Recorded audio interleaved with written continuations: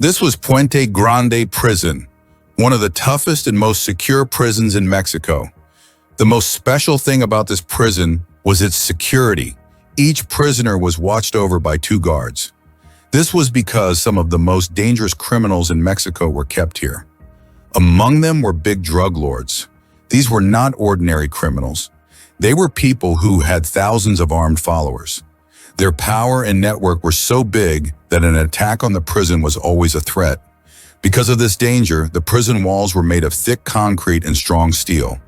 There were watchtowers at every corner, checkpoints on the roads, and guards were always fully prepared. The prison looked more like a military base. This was the prison where El Chapo was locked up. Not just Mexico's, but the world's most notorious drug lord. He was the leader of the Sinaloa cartel, a gang known worldwide for its brutality. The cartel was named after the Sinaloa state in Mexico, where it all began. El Chapo was first arrested in '93 after a lot of effort. But even after getting caught, he continued running his empire from inside the prison, through bribery. He paid huge amounts of money to every guard and officer so he could live a luxurious life inside. Alcohol, women, his favorite food, everything was available to him in jail. His 2 wives and girlfriends used to visit him and sometimes stayed overnight. He even had phones which he used to run his gang from inside the prison. The person who helped El Chapo the most in prison was Damaso Lopez, who was the deputy security chief at Puente Grande at that time. El Chapo bribed him so much that he became his right-hand man. El Chapo gave Damaso a house, a car, gifts, and a big salary. Because of this, their bond became even stronger, and they became close friends. Damaso was the main reason why El Chapo lived so comfortably in prison. He could do whatever he wanted. Even while in prison, El Chapo didn't just run his gang. He also came up with a new way to smuggle drugs. The idea may not have been originally his, but he and his gang took it to a whole new level, drug trafficking through tunnels. El Chapo hired professional engineers, architects, and experts to build tunnels in such a way that no one would suspect anything. The main target of these tunnels was the United States, because that's where they made the most money. Now the Sinaloa cartel didn't need to smuggle drugs by sea, air, or land. They started sending drugs underground. This increased their smuggling scale by many times. They were now earning around $20 million every month. Imagine El Chapo's empire grew even bigger while he was in prison, even more than when he was outside. The U.S. kept pressuring Mexico to extradite dangerous criminals like El Chapo because they were suffering the most. But Mexico kept refusing, saying they could handle their own criminals. The U.S., however, argued that their prisons were more secure, and such criminals couldn't use bribery there to control their gangs. But since the Mexican government kept saying no, El Chapo felt relaxed. He believed that if he could control everything from inside jail, then there was no need to escape. But things changed in 2001. The Mexican Supreme Court proposed a new law, which allowed some criminals to be handed over to the U.S. As soon as El Chapo heard about this law, he sensed danger. He realized he could soon be sent to America. So he immediately started planning his escape. Within a few weeks, he had made a complete plan and started putting it into action. El Chapo knew he should involve as few people as possible, so he gave Damaso a huge amount of money and clearly told him that he wanted to escape. Damaso assured him that he would help him fully. The plan was that on January 19, 2001, the number of guards would be reduced, but not in the entire prison, only in the section where El Chapo was kept. El Chapo also gave a big bribe to a prison laundry worker named Cheeto. Cheeto's job was to collect dirty clothes from the inmates, put them in a trolley, and take them outside to the laundry van. He was just a regular worker. No one really noticed him, and even the guards ignored him. That's why he was the perfect person for the job. Then came the day the plan was put into action. Cheeto opened El Chapo's cell, hid him inside the laundry trolley, covered him with dirty clothes, and slowly started pushing it out. Since the number of guards had been reduced, everything went smoothly without any trouble. When Cheeto reached one of the prison gates while pushing the trolley, there was a guard standing there. Cheeto stopped and started talking to the guard, asking him to open the gate. At that moment, because of El Chapo's weight, the trolley started rolling backward. El Chapo got scared. It felt like the trolley might hit the wall, flip over, and he would fall out, ruining the entire plan. But Cheeto quickly ran and grabbed the trolley, stopping it just before it hit the wall. After that, he took the trolley to the prison parking area, where a car was waiting. El Chapo immediately climbed into the trunk and they drove out of the prison. The car was being driven by a prison guard who had already been bribed. Because of this, when they crossed the main gate, no one stopped them or checked the vehicle. Even though the escape was discovered soon after, the police didn't act immediately. The reason was that a large part of the local police was already in El Chapo's pocket. They intentionally stayed silent, giving El Chapo enough time to get far away from the prison. Later, the federal police were informed, and this was a force that wasn't so easy to buy. They started the chase, but by that time, El Chapo's men were already nearby and had safely picked him up from the area. When El Chapo reached his men, they immediately switched his car and moved him into a bulletproof vehicle. That car took him to another location, where a helicopter was already waiting. He got in, and it flew him to yet another spot, where another armored car was ready. In this way, he was taken through 4 different hideouts so that no one could track his location. Finally, El Chapo's last vehicle was driving through the streets of Mexico City. When he looked outside, he saw police cars and motorcycles all around him. He panicked. He thought the real police had caught him. He asked the driver, "How did they find out I'm here?" The driver smiled and replied, "Don't worry, they're all here for your protection." El Chapo took a sigh of relief. In reality, all those police vehicles belonged to corrupt officers who were making sure the real police couldn't get to El Chapo. No one could have imagined that El Chapo was being transported under such heavy police protection. They finally took him to a safe house run by a gang. In 2001, this escape made him a legend. People began to believe he was above the law, that no one could even touch him. The Mexican government used huge resources to try to catch him, but El Chapo remained free for the next 14 years. During those 14 years, El Chapo hid in remote mountain areas. But even while hiding, his empire didn't slow down. It kept growing faster and stronger. Every year, he kept sending billions of dollars worth of cocaine to the United States. The influence and network of the Sinaloa cartel became so massive that it took control over large parts of Mexico. The Sinaloa cartel had now become the biggest drug syndicate in the world, leaving all competition far behind. It had even surpassed Pablo Escobar's Medellin cartel. But such a huge empire couldn't exist without violence. The violence was brutal, especially in the northern cities near the US border. Most of the drugs were smuggled from there, and so that's where the biggest clashes happened. These cities had turned into war zones. El Chapo and his gang eliminated every rival group one by one and took full control of the northern regions. Now, the entire drug route from Mexico to the US was in El Chapo's hands. Both the Mexican and US governments were ready to do anything to catch him. In 2014, after 14 years on the run, Mexican intelligence, along with US agencies, came up with a new strategy. This time, the focus wasn't on tracking El Chapo directly, but on the people closest to him, his sons, wives, and trusted allies. Because through them, they had a better chance of finding him. Thanks to this new plan, they were able to reach his technical assistant. He was a young Colombian man, around 22 years old. The agencies convinced him to work with them. Through him, they managed to hack the encrypted communication system used by El Chapo's gang. Now they had a good idea of El Chapo's location. He was hiding in a safe house in Sinaloa, which was known to be his stronghold. On February 17, 2014, Mexican Special Forces and the US DEA agency surrounded El Chapo's safe house from all sides and launched the operation. But this was no ordinary house. Behind the main door, there was another strong steel door. The Special Forces kept hitting it with hammers, trying to break it down. At the same time, inside the house, El Chapo was fast asleep. Suddenly, his assistant ran into the room and shouted, "The army is here!" El Chapo jumped out of bed and could clearly hear the banging noises coming from the door outside. The forces outside had already seen movement inside the house through the windows. They thought people inside were trying to escape, so they started hitting the door even harder. The windows were small and bulletproof, so the entire effort was focused on breaking the door. Finally, the door broke open and the armed forces stormed inside, ordering everyone to get on the ground. But when they searched the house, no one was there. They checked every room, every corner, but found nothing.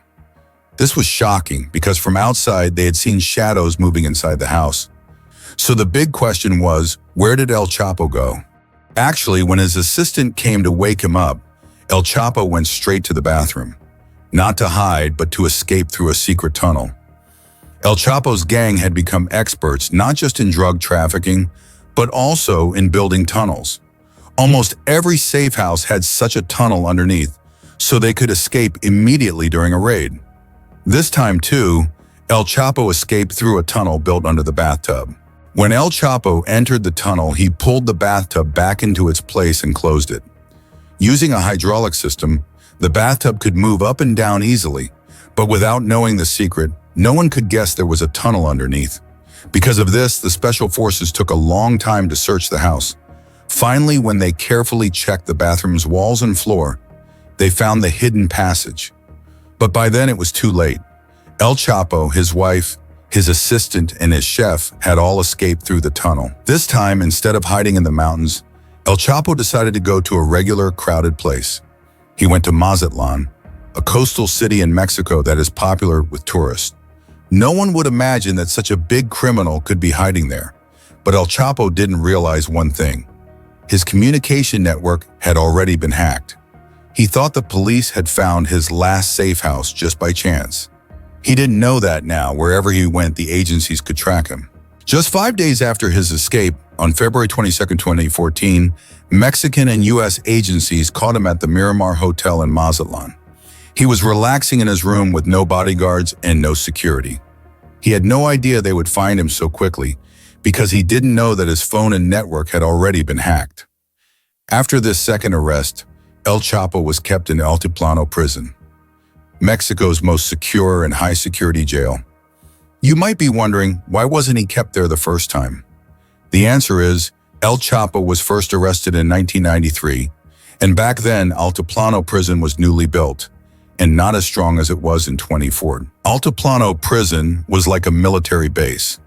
Watchtowers on all sides with 3 to 4 armed guards in each tower, heavy security, and advanced technology.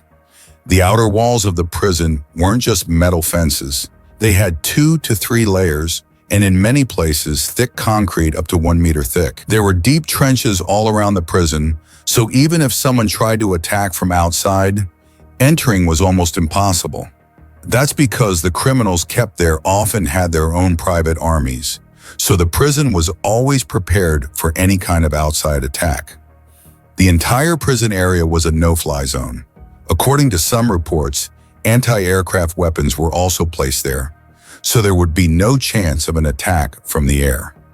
Not only that, the entire area had no mobile network coverage. No mobile phone worked inside, making it impossible to contact anyone outside from within the prison. Most importantly, the guards and officers there were hired only after strict background checks to prevent bribery or inside help. That's why Mexico's most dangerous gang leaders and criminals were kept there, and no one had ever escaped until El Chapo arrived. As soon as El Chapo entered the prison, his mind started working on an escape plan. He was afraid that any day he might be handed over to the U.S. Since mobile phones didn't work inside the prison, his only way to contact the outside world was through the people who came to visit him. The first person to visit El Chapo in prison was his lawyer, Oscar Lopez. The second was his third wife, Emma Coronel, whom he had married in 2007. Emma was 32 years younger than him. Through his wife, El Chapo started sending messages to his children and gang members. All 4 of his sons were already playing important roles in the cartel, but after his arrest, none of them stepped up to take full leadership. El Chapo also had another close ally, not a family member, but someone he considered his right-hand man, Damaso Lopez. Damaso was the same person who once worked as the deputy chief of security at Puente Grande prison, the one who had given El Chapo total freedom inside prison in 2001. When El Chapo escaped the first time, Damaso was accused of helping him and was fired from his job. He could never return to government service again. But the friendship between the two was strong, so El Chapo brought Damaso into his cartel. Over time, Damaso's position grew, and after El Chapo was jailed again, Damaso became the leader of the entire cartel. From a prison officer to the head of the world's most powerful drug syndicate, Damaso's journey started from there. Now, from inside the prison, El Chapo started communicating with Damaso and his children through his wife. His goal was to escape before he could be handed over to the United States. He was terrified of that possibility. Damaso and his sons started working on an escape plan, and since Damaso was once a security officer himself, he knew the prison's system weaknesses and security structure very well, which gave him an edge in planning the escape. Meanwhile, El Chapo spent most of his time inside his cell. He was allowed outside for only 1 hour each day. He always had a GPS tracker on his ankle. His cell was under 24/7 camera surveillance. Although there was a small wall near the shower that gave him a bit of privacy, every movement was still recorded. El Chapo knew that escaping from this prison was nearly impossible, but he had made up his mind, no matter what, he was going to get out. And when it came to El Chapo and his gang, a tunnel plan was almost guaranteed. But the big question was, where and how would the tunnel be dug? This time, the digging had to be done not from inside the prison, but from the outside going in. That had probably never happened before in history. Usually, when prisoners escape, they dig from the inside and crawl out. But here, people on the outside were digging a tunnel to break someone out from inside. The first step of the plan was to buy land or property near the prison. It had to be close enough to start digging from, but not so close that it would raise suspicion. The problem was that the Altiplano prison was built in a remote, empty area, surrounded by just fields and open land. There were no buildings nearby, just one large prison standing all alone. After a lot of searching, El Chapo's gang found an unfinished construction site about 1.5 kilometers away from the prison. It's possible that the land was once used for farming. There was a half-built structure there that nobody paid attention to. The gang bought that land and registered it under the name of a trusted person who wouldn't attract attention. Now they had a base to start digging. But the real challenge was still ahead. Reaching El Chapo's prison cell through a tunnel was no easy task. His cell was under 24-hour surveillance, and every corner was watched by cameras. And even if the tunnel somehow reached the cell, how would he come out? The only blind spot that was a small shower area, hidden behind a short wall inside the cell. So the tunnel exit had to come out at that exact little spot. The problem now was, they had to dig a 1.5 kilometer long tunnel from outside the prison to that tiny space in the shower, without being able to see anything inside. It seemed nearly impossible. Just reaching the prison cell would be a huge achievement. Hitting that exact shower spot would be even harder. That's when El Chapo got a brilliant idea. The GPS tracker on his ankle, required by prison rules, inspired him. He thought, why not secretly get another small GPS device into the prison? The plan was to smuggle a tiny GPS device to him, which he would place in the shower area. The people digging outside would track that signal and guide the tunnel directly to that exact point. The plan was perfect, but the biggest problem was how to smuggle the GPS device into the prison. Altiplano was Mexico's most secure prison. Getting anything inside was almost impossible. There were multiple checkpoints inside and outside, and getting through them without being caught was very difficult. Nothing was allowed inside that could be used for an escape or as a weapon. That's when El Chapo got another smart idea. He told his wife to inform the gang to hide the GPS device inside a wristwatch. His wife easily brought the watch into the prison. The guards didn't find anything suspicious. To them, it was just a regular watch, no threat at all. Now using that watch, meaning the GPS device, El Chapo's men got the exact location of the shower area. The digging had already started, but now they had a clear signal to dig in the precise direction. As mentioned earlier, El Chapo's gang was expert at digging tunnels. But this time the tunnel they built was far from ordinary. Its construction was highly professional, an impressive piece of engineering. The tunnel began from that half-constructed building, about 1.5 kilometers away from the prison. If you looked at the tunnel's entrance, you'd see strong wooden supports on all sides. The tunnel was around 10 meters deep, and as soon as you stepped inside, it was clear. This wasn't just an escape route, it was the best prison break tunnel ever made. Around 10 to 12 people worked continuously to build it. First, they installed a ventilation system. Pipes were laid throughout the tunnel, and an air pumping machine was placed at the entrance. As mentioned earlier, El Chapo's gang was expert at digging tunnels. But this time, the tunnel they built was far from ordinary. Its construction was highly professional, an impressive piece of engineering. The tunnel began from that half-constructed building, about 1.5 kilometers away from the prison. If you looked at the tunnel's entrance, you'd see strong wooden supports on all sides. The tunnel was around 10 meters deep, and as soon as you stepped inside, it was clear. This wasn't just an escape route, it was the best prison break tunnel ever made. Around 10 to 12 people worked continuously to build it. First, they installed a ventilation system. Pipes were laid throughout the tunnel, and an air pumping machine was placed at the entrance. They also added thousands of light bulbs so the tunnel stayed lit during digging. A power generator was also installed, disguised as a cement grilling table so it wouldn't raise suspicion if anyone saw it from above. This was important for security because the prison wasn't far away. If the guards had randomly checked, they shouldn't have seen anything suspicious. The scale of this operation was massive. Thousands of meters of ventilation pipes, thousands of bulbs, and tons of sand and dirt were removed from underground. And all of it was done so carefully that no one noticed and no one suspected anything. Even the prison watchtowers couldn't spot it, despite the area being open and the prison being so close. This shows how carefully El Chapo's men planned every single detail of the operation. While the tunnel was being dug, El Chapo was restless inside the prison. He constantly feared that he might be handed over to the U.S. at any moment. Because of this fear, he kept sending letters to his people, asking, "Why is it taking so long?" The reply was always the same: "This is not easy. Everything has to be done carefully and with full planning." Finally, in June 2015, El Chapo got the news. The tunnel was almost complete. He chose his escape date, July 4th, 2015. But why July 4th? Because that's Independence Day in the U.S., their national holiday. El Chapo wanted to mock the U.S. by escaping on the same day they celebrated their freedom. He wanted to show them that while they were celebrating independence, he slipped right under their noses. He had a deep hatred for America, even though most of his money came from there. He knew U.S. agencies were desperate to catch him, and they kept pressuring the Mexican government to extradite him. But unfortunately, by July 4th, the tunnel wasn't ready. Work was still incomplete, so the operation was postponed by a week.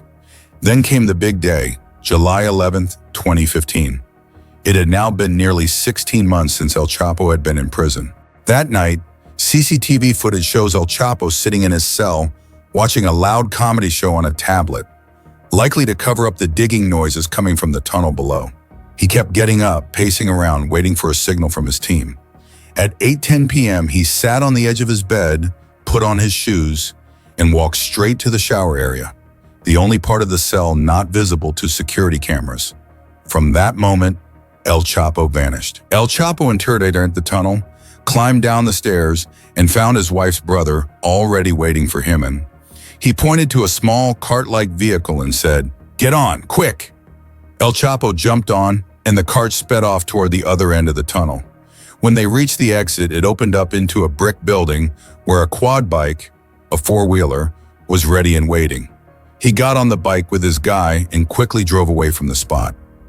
It took 40 minutes for the prison guards to realize El Chapo had escaped. They checked the monitor and saw he wasn't in his cell. At first, they thought he might be hiding behind the shower wall, but when they saw the tunnel entrance near the wall, they were completely shocked. An alarm was triggered immediately, and the entire system went on high alert. But by then it was too late. El Chapo was already far away. He reached a large truck and hid inside its trailer. His man sealed it tightly so no one could see inside. The truck drove for about 2 hours and reached a place called San Juan in the region of Querétaro. From there, El Chapo boarded a private jet flown by a trusted pilot. This time, El Chapo took no chances. He planned 2 jets, one to take him to the real location and another to confuse anyone who might be chasing him. He finally hid in the mountains of Sinaloa in his most secure hideout, which he called Sky. It was like a fortress, his safest and strongest place. But this escape became a huge embarrassment for the Mexican government worldwide. Just a year earlier, they had called his arrest the biggest victory in the fight against drugs and crime. Now, the government poured a massive amount of resources into hunting him down. If El Chapo had stayed hidden, he might have never been caught. But he kept making one big mistake. He traveled to different cities again and again, visited gang locations, met people, gave orders to keep control and show he was still the boss. But this very habit became his biggest weakness. Tracking El Chapo's movements was now becoming easier, especially because Mexican agencies were getting help from the Americans. The U.S. agencies provided advanced technology for monitoring and tracking, which made it more accurate to keep an eye on El Chapo's activities. Mexican intelligence got a lead about a house in the northern city of Los Mochis in the state of Sinaloa. During the investigation, they noticed movement and activity related to El Chapo's gang in that house. They started intercepting calls and noticed something strange. In many conversations, they kept mentioning the name Grandma, like "Grandma is coming, get ready." Although it sounded like they were talking about a woman, from the context it was clear. Grandma was a code name for someone very important. The intelligence team suspected that Grandma was actually El Chapo himself. The next day, a convoy of 3 vehicles arrived at the house, which clearly showed that someone important had come. The cars went straight into the garage. At that time, the agencies didn't have any solid visual proof about who was inside the car. But now they were fully alert. For the next several days, surveillance and call interceptions continued. Slowly, they became almost completely sure that El Chapo was hiding there. Their suspicion became stronger when, during one intercepted call, they heard a voice that sounded just like El Chapo's. Also, the level of security and preparation around the house. It could only be for someone like him, not anyone else. On the morning of January 8, 2016, 6 months after El Chapo had escaped, the Mexican security forces finally decided to take action. Special forces and DEA agents surrounded the house completely and launched the operation. As soon as the team entered, El Chapo's men opened heavy fire with powerful weapons. There was intense gunfire from both sides, and all the people who died were members of El Chapo's gang. Some special forces officers were injured, but luckily no lives were lost because the attack was well planned and carefully executed. But when the shootout ended and the house was searched, El Chapo was missing again. He had escaped once more through a tunnel. Inside the house, behind a mirror, there was a secret door that led to a tunnel. While his men were fighting the special forces, El Chapo escaped through that tunnel with one of his most trusted associates. Once out of the tunnel, they hijacked a passing car and drove away. But security forces weren't just around the house. They were spread throughout the area. As soon as news of El Chapo's escape broke, many patrol units became active in the region. Around 20 kilometers away, at a checkpoint, 4 federal police officers stopped El Chapo and his associate and arrested them. El Chapo immediately tried to bribe them, but unfortunately for him, this time the officers were honest. They refused the bribe. El Chapo got furious, started shouting and threatening them, but the officers ignored him, took his photo, and sent it to their commander. The commander warned them immediately. El Chapo's men might launch a counterattack and told them to prepare for it. They were ordered to move El Chapo to the nearest motel, stay safe, and monitor the situation from there. The 4 officers took El Chapo to a nearby motel, booked a room, and locked it from the inside. Now they were fully alert for any possible attack, while surveillance continued outside. El Chapo looked at the police officers with a crooked smile and said, "Now maybe you wish you had taken my bribe." But his smile didn't last long. As soon as a convoy of vehicles arrived, he realized they weren't his men, but hundreds of soldiers and special forces officers. The entire area was surrounded, and every entry and exit of the hotel was sealed. When El Chapo's gang members saw such a huge force, they couldn't even react. No one dared to move forward. El Chapo was captured for the third time, and once again he was sent back to the same Altiplano prison from where he had escaped before. But this time things were different. He was under strict surveillance, and every move was being recorded. Still, El Chapo began planning another escape. He sent a message to his gang again. "Start preparing, we're doing it again." According to some gang members, they really started working on a new tunnel plan, using the same method as before. But now the Mexican government was done.